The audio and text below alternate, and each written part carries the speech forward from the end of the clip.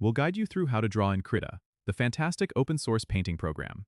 If you find this helpful, consider subscribing and liking the video. First, open Krita on your desktop.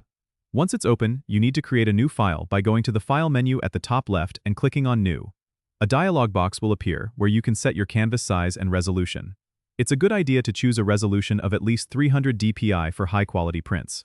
Once your canvas is ready, let's choose a brush. Look over to the right side of the screen, where you'll find the Brush Presets panel.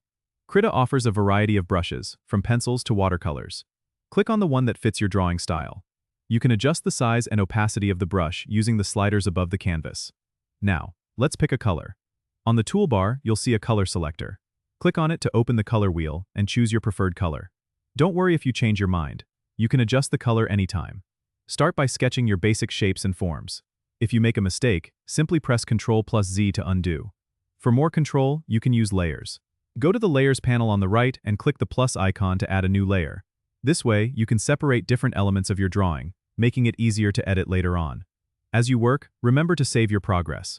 Go to File and select Save As. Choose a location on your computer and save your work regularly. Once you're happy with your drawing, you can export it by going to File and selecting Export. Choose your desired file format and location to save a copy of your work. Don't forget to subscribe and comment if this helped you out.